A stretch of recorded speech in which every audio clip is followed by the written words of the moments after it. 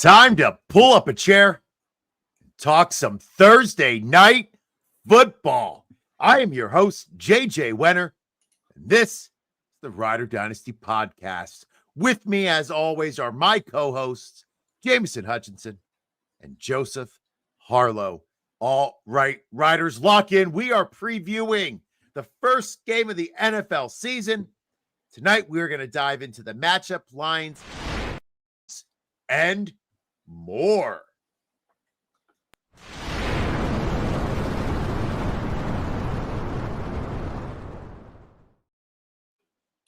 Sorry about that. Kiddo handed me something and it scared me and I hit the button.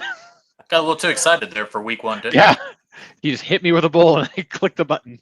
Premature splash screen. It happens to us all at least once. I'm not going to comment further on that one.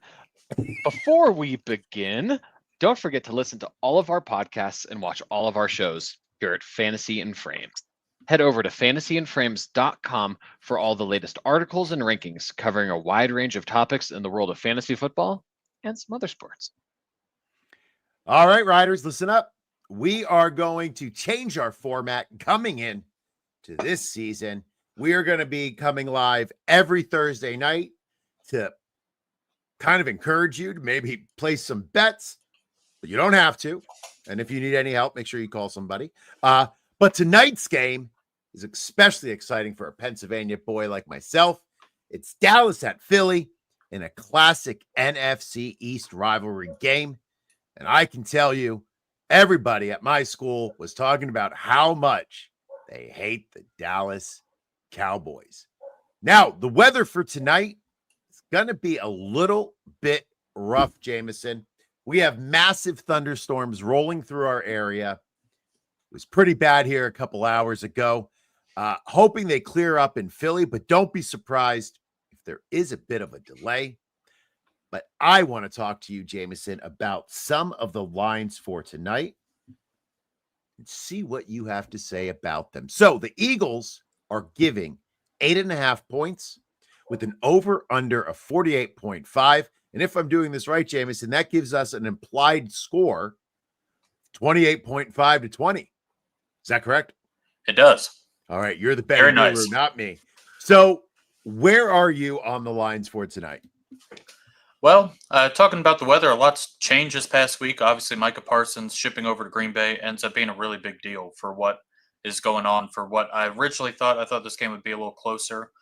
Either way, I think for Dallas, if they have any chance of winning, they're going to have to do it through the air. We know this with CeeDee Lamb. We know this with George Pickens. So right off the bat, Dak Prescott to go over 250-plus passing yards, minus 115. Whoa, slow your roll, brother. Don't we have to start with you giving me your takes on the lines? Who are you taking? Well, I'm going to take Philly, and I'm going to tell you why. So I was going to get around to it. I'm going to get around to it.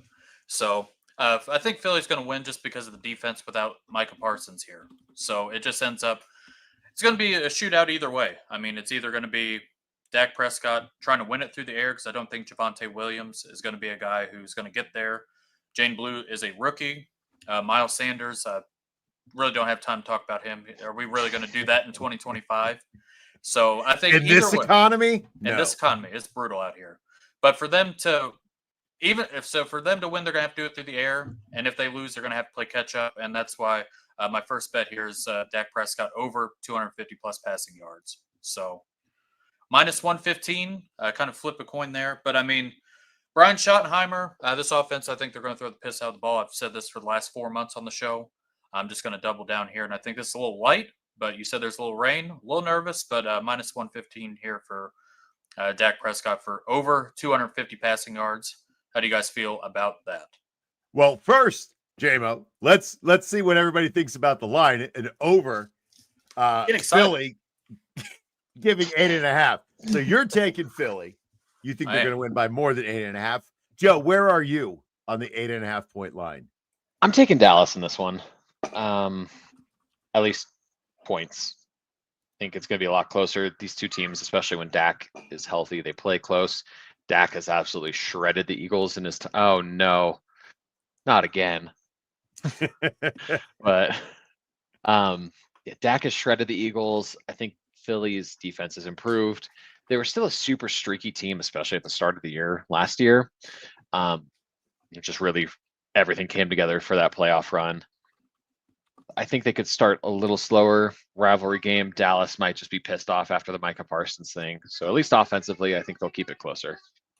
Yeah, I'm going with Dallas as well. Now, gentlemen, what about the over-under of 48.5? J-Mo, do you think it's going to be a high-scoring game? I do. I'm going to bet the over here. I think Dallas, both teams will get there. The Eagles' offense, especially without Micah Parsons on the defensive side of the ball for Dallas, that's just a brutal matchup either way you go. Saquon through the ground, Jalen Hurts through the air. I know last year they were the least pass-heavy team in the NFL. I think that changes a little bit of variance this upcoming season. But either way, I think Dallas is going to be chasing points, and then 48.5. I think that's kind of low. Even though it's week one, I'm going to hit the over here. I love it. Joe, where are you on the over-under? I'm also going to take the over. The weather scares me, but for both these teams, I'm not super worried for their ability to play in weather, especially Philly. So I think they'll be fine. As the worst player ever to try to bet on football, I'm also going with the over, which is not good news for either of you two gentlemen. Now, J-Mo, you said that the first prop bet is Dak Prescott going over 250 passing yards, and you were pounding that over? I was. So just either way, Dallas, whether they win or lose, they're going to have to do it through the air. So that's the way I'm thinking through. I think that's a little light, especially I know Dak, I think he only played 7 games last year. But last year, even when Brian Schottenheimer was offensive coordinator, now that he's head coach, we see this running back trio or lack thereof. We'll see what Jaden Blue's got to offer, but we know what Javonte and Miles Sanders offer, and it's not much. So either way, I think this ends up being pretty safe here. As long as the weather cooperates, it's minus 115 for 250 plus passing yards. Joe, what are you going with here? Smash it. If it was 300, I think I'd probably take the over as well. Alternate line. I think that I don't know what the numbers there are, but probably has some juice. As Javonte Williams last year didn't have much, but he did have some in the passing game. He's still a good pass protector.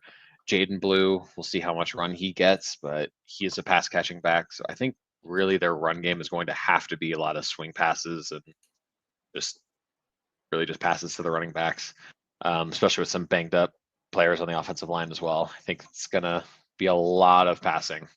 Will be the opposite of Philly last year. Well, last night on our podcast, I was talking about our guys. I took a lot of Dak Prescott because he has to go over 250. So Dallas's offense being bad this year would be with Dak, Lamb, Pickens, and Ferguson. I feel like would be super disappointing for us as a crew. Yes, absolutely. What is your yes? Sanborn is wearing the dot. Start him. Oh. I cannot help with that question. I'm the worst IDP player of all time. Oh, no, you're not. Oh, yes, I am. All right, J-Mo, what is the next prop bet you wanted to talk about? Well, we're going to double down here on Dak Prescott and over 37.5 pass attempts, minus 102. He played 7 full games last year. He hit this 4 times in 7 games last year. And just like I talked about going with over 250 passing yards, either way you slice and dice it, it's going to have to be through the air if they want to have a chance to win. I know the Eagles have Quinyon Mitchell in the back. I'm not going to say he's going to shadow CeeDee Lamb the entire time because they move CeeDee Lamb a lot. But, they have George Pickens in town. Attention can't just all go to one player here. So over 37.5 pass attempts, it works out even better if they're chasing points, which I think a lot of people are. So I know you guys like 250 passing yards. You guys like the over 37.5 attempts. It seems a little high. I'm taking the under. That seems high for me. I know I took over 250 passing yards, but I don't know. I'm seeing like 33, 34 passing attempts. Joe, you think 37.5 is a bit much? I think it's a high number. It's not one I would love to put money on, but Dak in his career has averaged 34 attempts against Philly. It's not that bad. Yeah, it's not that bad. I will take it. I'll take the over here, but not nearly with as much chutzpah as with the passing yardage over. So I've got one more, and of course this all ends up leaning. I got two more, but this last one here also goes to Dallas. We have CeeDee Lamb, the best player on the Dallas Cowboys, anytime touchdown at plus 140. And this right here, like I said, if they're going to score, I don't think it's going to be on the ground. I think it's going to be through the air. And for what CeeDee Lamb is, he's a top 5 wide receiver in the league. I mean, Saquon Barkley scored touchdown minus 185. Jalen Hurts to score touchdown minus 150. I mean, CeeDee Lamb, who's obviously, it's not like Dak's going to be running the tush push here. So if he ends up in the end zone, getting a plus 140. And I do want to state this is all on DraftKings to make it easier. But I would advise anybody, if you were checking out these lines, make sure to shop around for the best lines out there. But this is all from DraftKings here. But if you guys think the Cowboys are going to score, do you think Dak Prescott is going to throw it to CeeDee Lamb? Is he going to be the one to do it? I would Absolutely. assume. Joe? I'm going to be contrarian and say no here. I think Lamb's going to do a lot of work between the 10s, and then they're going to show off that new toy in George Pickens. Well, I love that too. So I didn't put it on my bet list because I don't want to be a total homer, even though I'm not a Cowgirls fan. But and then my last prop bet here: any team to score 30+ points. Yes, at minus 135. I think a couple ways to go about it. We talk about the Dallas offense, but I mean, if you think the Eagles are going to steamroll the Cowboys, the defense or lack thereof without Micah Parsons, I mean, we've seen them multiple times get to 30 points. So you guys think any team week 1, very first game, is 30+ points a little goofy at minus 135? I think yes. 30-24. So, Joe? Before that question that just came in, did you know who the top linebacker for the Cowboys was? Do you Micah know who their Parsons? edge? Probably somebody from a high A school. bit of a spoiler for next segment, but do you know who their top edge rusher is right now? Not Micah Parsons? Not Dante Fowler. God. What? Yeah, He's you know still who in the their- league. Apparently, you know who their starting corner is across from Trevon Diggs is? Based upon your first answer, I'm going to say Darrelle Revis. Khair Elam. This defense Buffalo sucks. Bills. They're going to get Yeah. torched. Wow. Donovan Former- Wilson's apparently almost $100 million player, though, so good for him. Wow. Just makes That's it easier for the shocking. Eagles to put up 30, don't you think? It does. Yeah. So we're all on board with the yes. All Yeah. right. I will be keeping track of our bets Oh, until God. they become so ugly that I cry and try to quit the show. Well, Also, Philip V, I'm doing a little more research now. I'm doubting if Sanborn is going to be their green dot, so give me a minute and I will touch back in on that one. Our lads is saying he's not, so Our lads is a lying bastard, and it's going to slow down your computer, my friend. that's why I closed the tab right after looking. Ugh. there you go. Worst Well, experience. While you're doing that, with all this money that you're going to win on bets tonight that we've given out, how about you check out TrophySmack.com? Are you planning on winning your fantasy football league this year? Are you Yep. planning to become the king or queen of your league? Yep. It's hard to show that you're the champ without especially ring, belt, or trophy. So use promo code Fantasy and Frames 10, gets you 10% off anything. Title belt, championship ring, trophy, all the good stuff. You name it, they've got it. So all you have to do is head over to TrophySmack.com and put in code Fantasy and Frames 10 and grab yourself something you deserve for being the best there is, the best there was, and the best there ever will be. So if you got a hold of the strap in your league, what is the first thing you would say to all those candy asses? Know your role and shut your mouth. Nice. That'd be the good one. And then I'd take my Shawn Michaels picture with him, the belt just strapped over the lap with absolutely nothing on. That'd be my second thing. Probably not as appropriate to flash around, but I'd go to JCPenney and have them do that for us. So I don't know. You might get in trouble at JCPenney, my friend. Is JCPenney even around? I believe so. Yeah, they're around. They're around So for nice, inexpensive men's business wear. All right. there you go. Since this is a Dynasty show, Jameson, we are going to focus a little bit in the second half on the dynasty impact or the dynasty perspective. So for me, the thing I am looking forward to most in this game is I'm interested to see how often either Dotson or Mechie get on the field. Who is going to get the wide receiver 3 snaps, and are they actually going to get targets this year? We know last year that passing offense was nothing. It was all Barkley.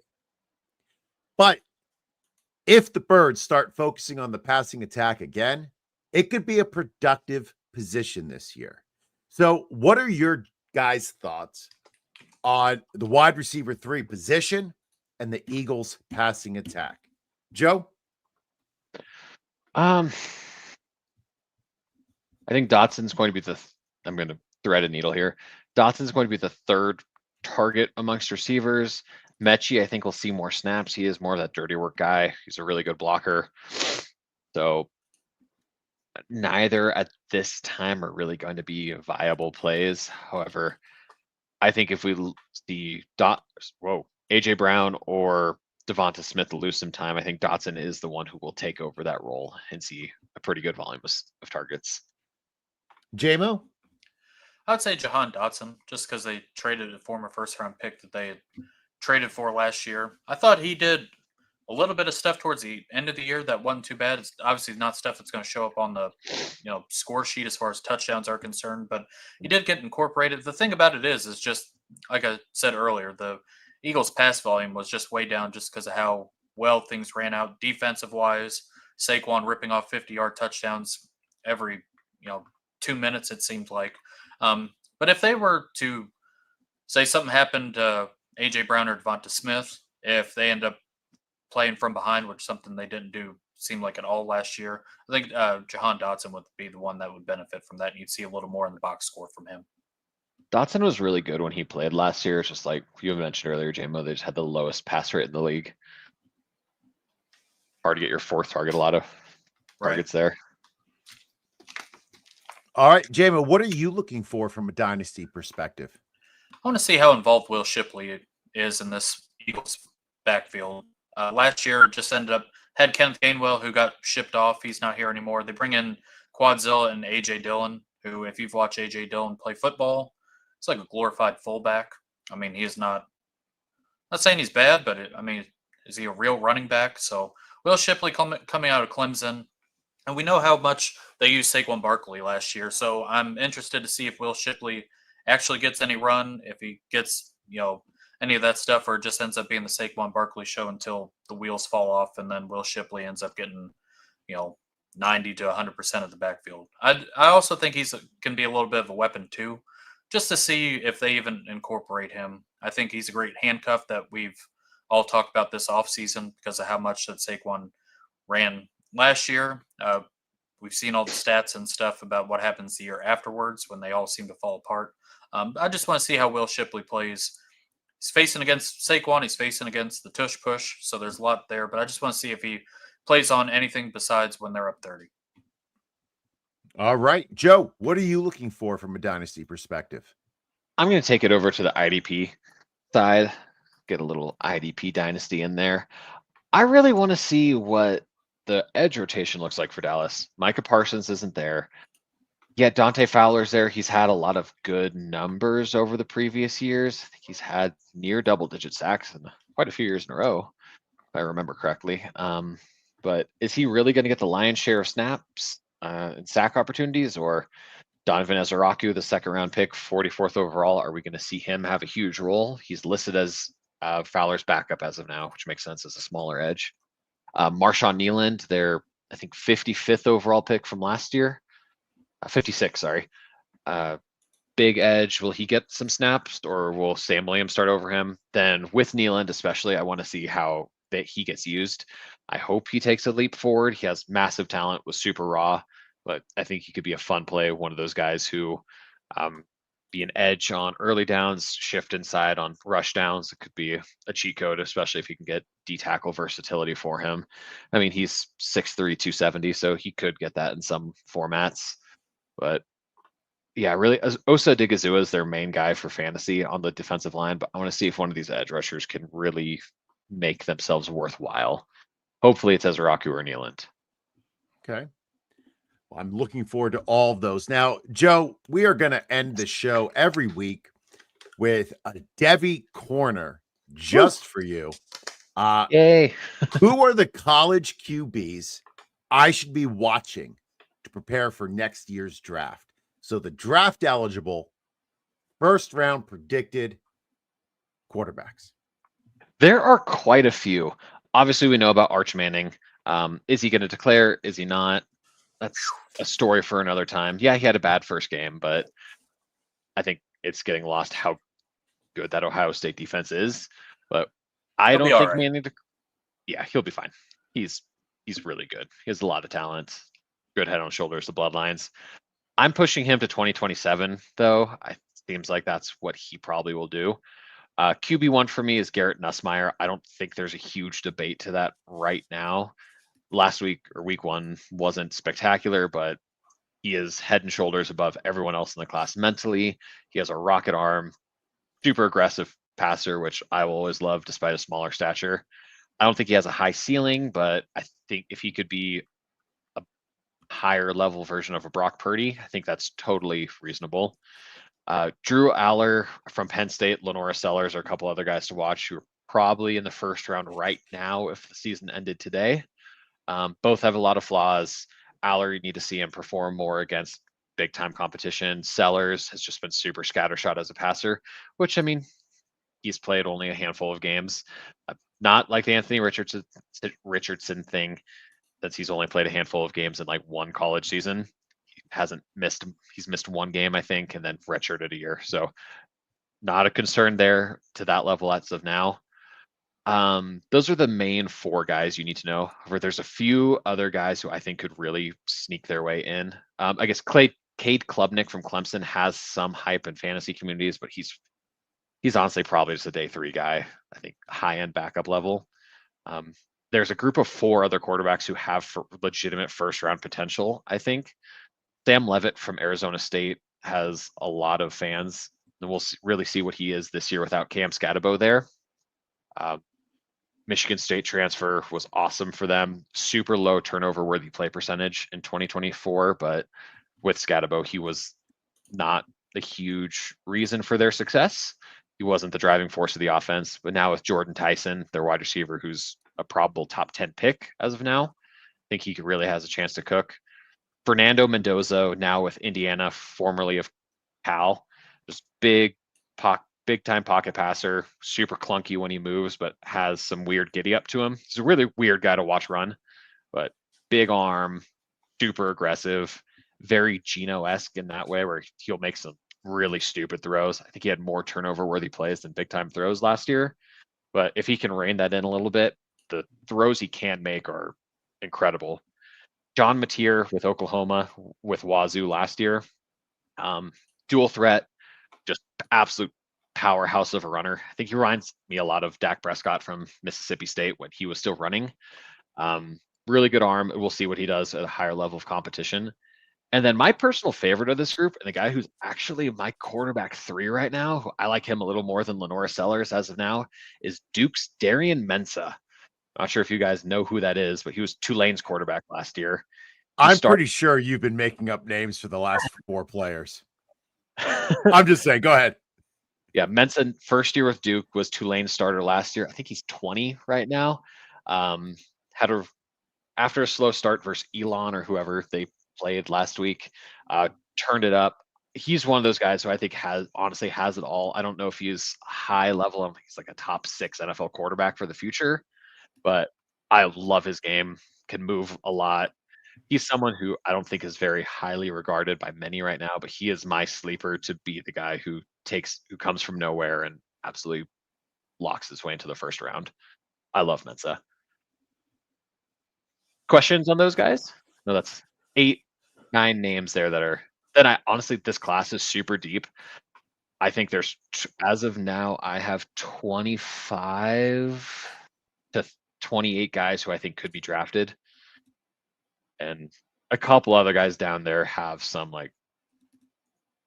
if everything hits right, like a Taylor Green from Arkansas, if everything comes together, that could be an Anthony Richardson level ascension.